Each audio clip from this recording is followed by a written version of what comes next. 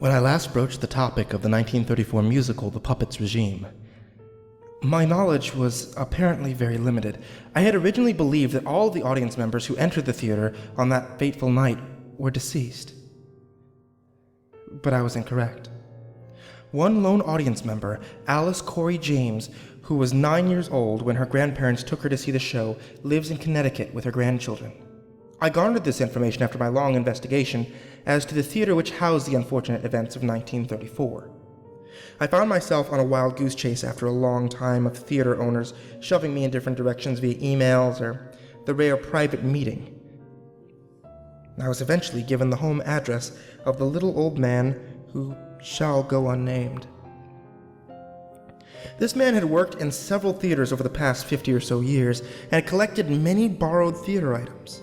One of these items was a box labeled 34 Creeley Wright. Now, the gentleman claimed that he'd found it in the vaults of the August Wilson Theater, but I'm not sure if he can be trusted, as his eggs seem to be in quite a few baskets, if you understand me. The oddly numbered box contained several sloppily organized papers, all of which detailed the long-awaited production of the Puppetmaster's Regime. The most interesting of these files was a bulky folder that detailed the 1928 workshop in London, where the title of the show was originally Morator's Friends, which was later changed to Morator's Puppet. As music was refined, however, the title became The Puppet Dressed in Black, and finally changed to Puppetmaster, which was the title they used during the actual stage readings. The folder also contained a partial script for the show, although many pages appeared to be missing. None of the song lyrics were shown on the script, although the song titles were printed in their place, along with notes from the young actor playing the part of Morator. Most of the notes were from the director, a man named Richard Weber, but one particular note seemed a bit ominous. A little less vibrato in this one, Garrus. Make me proud. Make us both proud. Mr. Sheridan. Now, this Mr. Sheridan never showed up on any other files. He may have been an unaccredited assistant director, but something along his handwriting didn't sit right with me. Anyhow, some of the song titles are rather fascinating.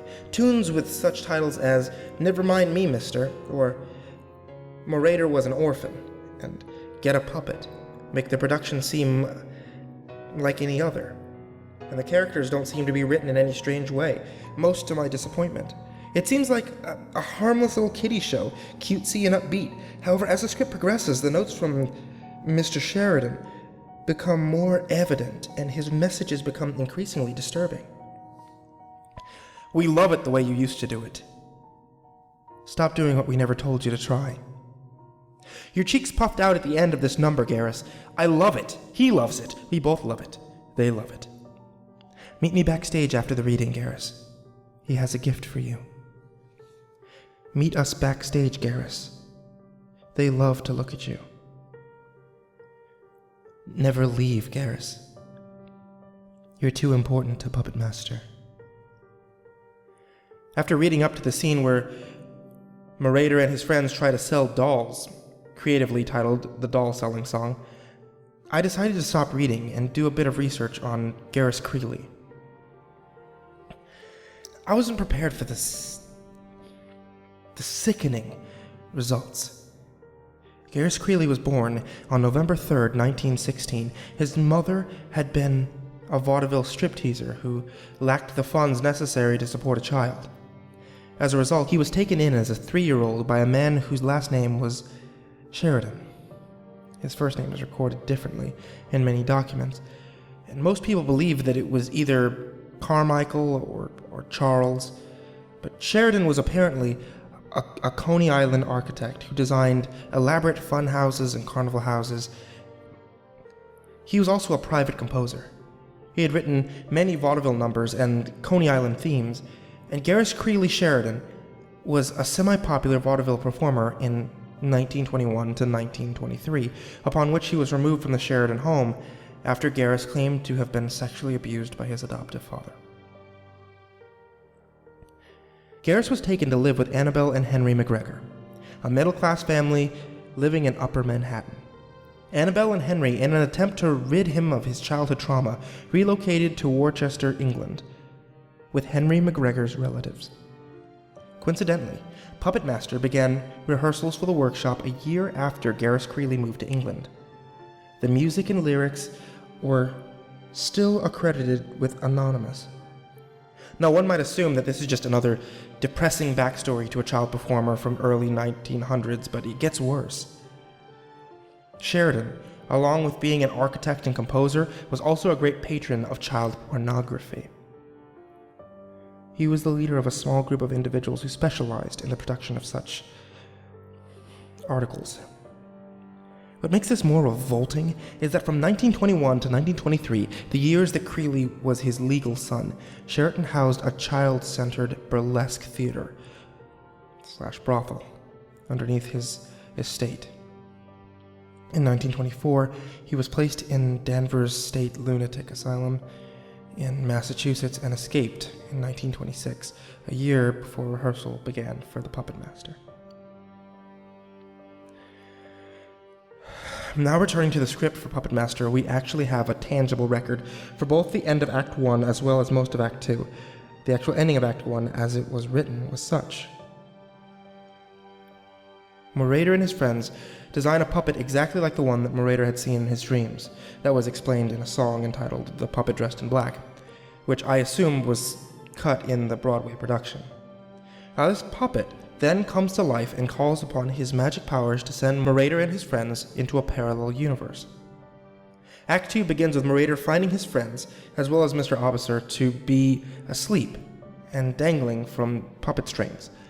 And the musical takes a more operatic theme, as we have 6 songs that are played one after the other without a single interval of speech. The song titles beginning, "Never mind me, mister," reprise, "I can hear them sing. What is this place?" Murator's soliloquy, "Wooden dolls," and "The wind and the whisperings."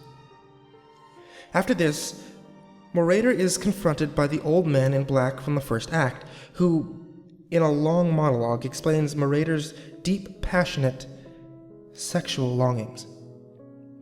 Murator realizes his clandestine emotions in a song entitled "Beautiful Music," in which the man and Murator apparently fall spontaneously in love. And right before they allude to the thought of intercourse, the puppet dressed in black appears. Jealous of Murator's affections, Murator strips naked in front of the puppet, allowing for the wooden demon to seduce him. Murator offers his soul in return for the puppet, releasing the ones closest to him. And when the children and Mr. Obscure are returned, the puppet dressed in black and the old man reveal their sole motivations: to punish the little children who repress the nature of their sexual responsibilities. And they explain this in what would eventually become the show's title song, "The Puppetmaster's Regime." Then, in a spout of randomness, the puppet's face turns bright red and he shoves Murator into a bed shaped like a hand. In the epilogue, we see that Murator's friends have all been returned to the puppet shop, but none of them remember anything about him. As you would assume, the workshop didn't do well at all, and anybody with half a brain can understand why a musical about why children are obligated to have sex with adults and the puppets wouldn't work now, let alone in 1928. It was met with such a terrible response that the authorities forced the workshop to shut down, classifying it as a child sex tourism. Garrus Creeley was temporarily removed from the McGregor household for their approval for allowing him to participate in the production, when in reality the cast members were contradictorily obligated to never speak about the show to anyone outside the production. A week after Garrus returned to the McGregors, he was kidnapped from his bedroom, and this all happened the day before his birthday. After 2 days, the authorities found Garrus at the theater that had been holding the workshops. He was found in the basement of the theater, tied to a bed, with Sheridan.